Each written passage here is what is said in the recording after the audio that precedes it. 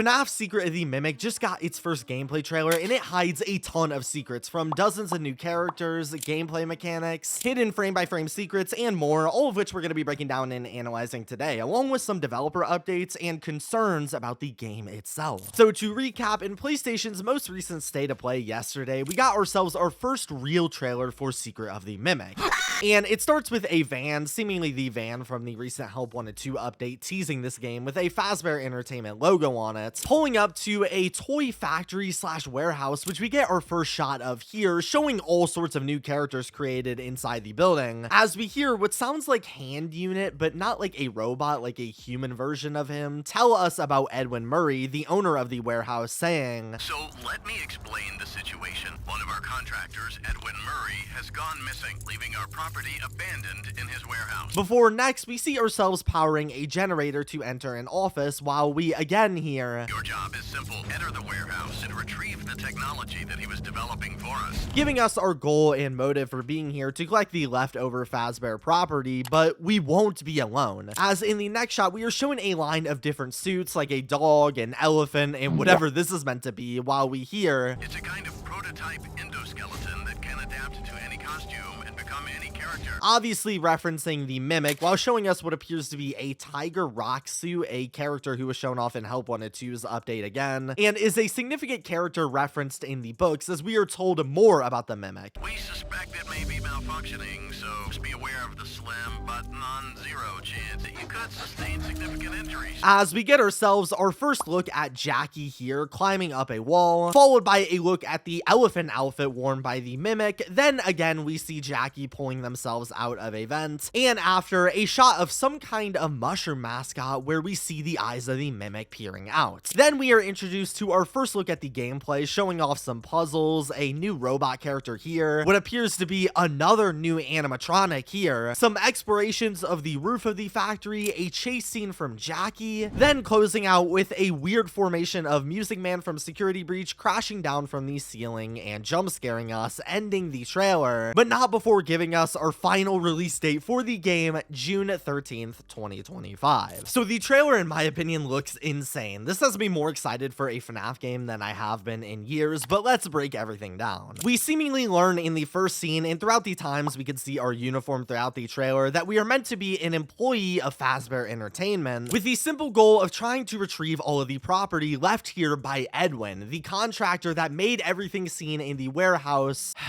yes, including the Mimic, who had mysteriously gone missing. I'm not sure why. Maybe you guys who have read the books or know more about the lore could let me know, but for now, that seems to be left as a mystery. However, looking at the first shot in the factory, out of the gate, we see all sorts of animals here and throughout the rest of the trailer. Specifically, what looks like a dog or rabbit here, a bee up here, which was actually shown off in a poster from the PAX West demo originally. Then we see another dog cardboard cutout here, along with this animal who we see later in the trailer, and I think it's meant to be a walrus or something, judged from the teeth, I don't know. But as we move throughout this shot, we see another dog, a sheep here, another dog here that looks like a balloon animal, among a couple other impossible to determine characters in the darkness. There's also this weird jester one here, which might be an older version of Jackie or something, I'm not exactly sure. But that's just the beginning for the character suits, because later in the trailer, we see the elephant both here on a rack and here moving around, which you might recognize as the elephant suit from Security Breach's ruin, just in a slightly different, much cleaner state this time around. In the same shot with the elephant, if we slow down and brighten the picture, we can see another suit here, which is too hard to see, but I wanted to mention. We see the mushroom mascot here and here, which also has some weird duck cardboard cutout in the background that says push and has a button, suggesting they'll have some kind of voice lines. There's a pirate crab and shark here, a bird here, an alligator here, a hippo here, whatever this thing is here, and of course,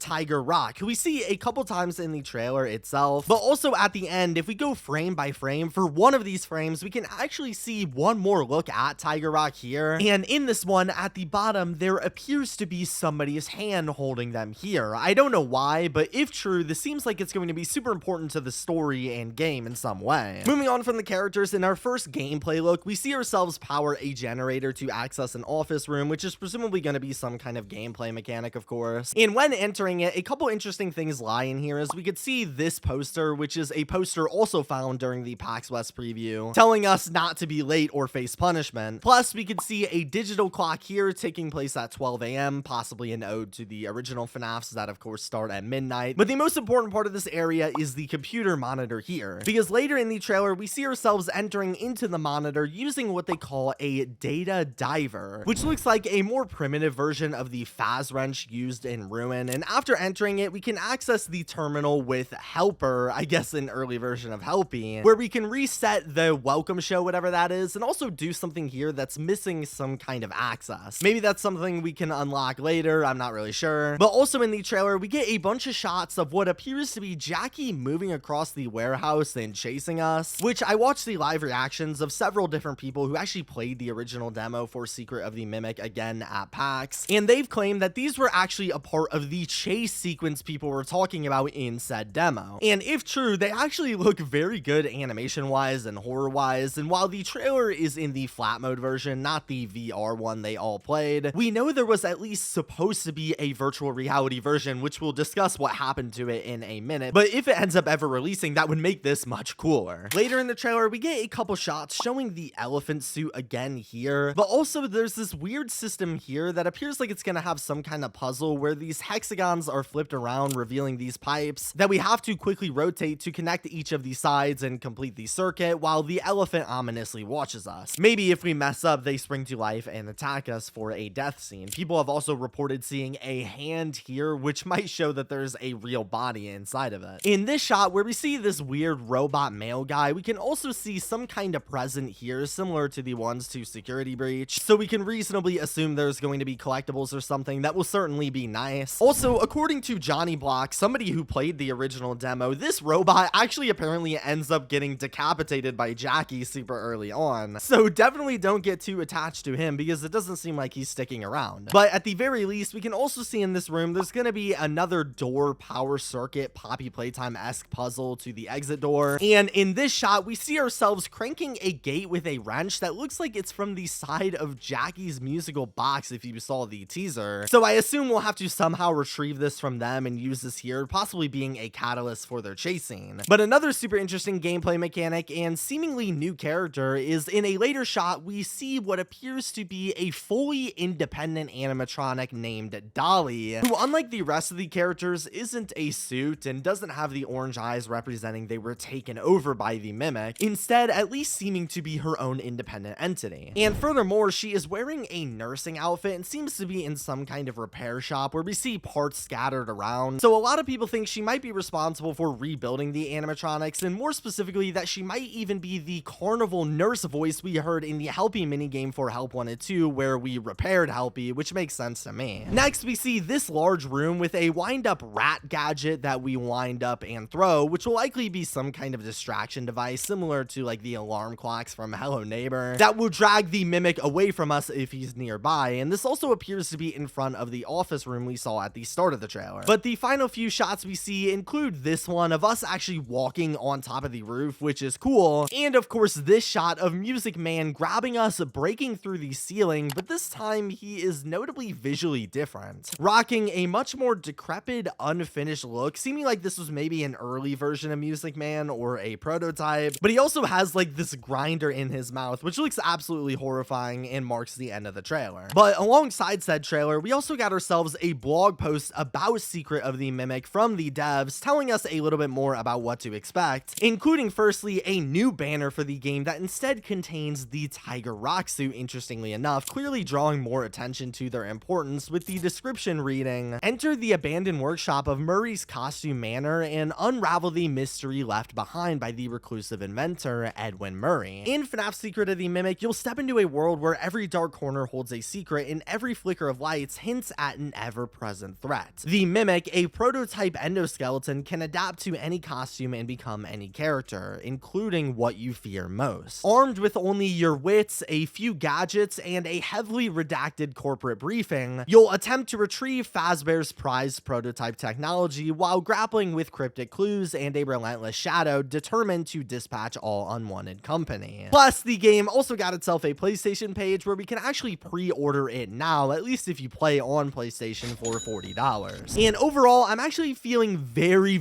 positive about this trailer. It looks like it has the potential to be Steelwool Studios' best by far. Although, despite this, I have seen a few concerns relating to the game. Some small, like that the game clearly seems to take a lot of Poppy Playtime inspiration from the character posters to the scripted chase scenes, the cardboard cutouts, the abandoned toy setting, and even the mechanics like the power circuits, but none of it is like in a way where I feel like the devs are copying or anything. I still feel like it's unique. But also there's some bigger concerns because, as you probably know, this game was originally advertised as being both a virtual reality and non-VR game. The demo from PAX was in VR while this trailer was the regular version. However, after this trailer's launch, all mentions of the game being VR were removed. They reposted the trailer tweet removing any VR mentions, and the PlayStation page no longer is tagged with anything related to virtual reality, seeming like for now there are no VR plans, which is extremely disappointing. I was personally gonna play it on the standard mode anyway, but there was a large fan base hoping for a VR release, and as I'm recording this, they haven't clarified what happened to it. And this could also be a much larger scale issue because if they had to scrap VR support for time constraints, we all know what happened with games like Security Breach that had to cut corners as well to meet deadlines. So I don't know, I like what I'm seeing here otherwise, but let me know what you guys think.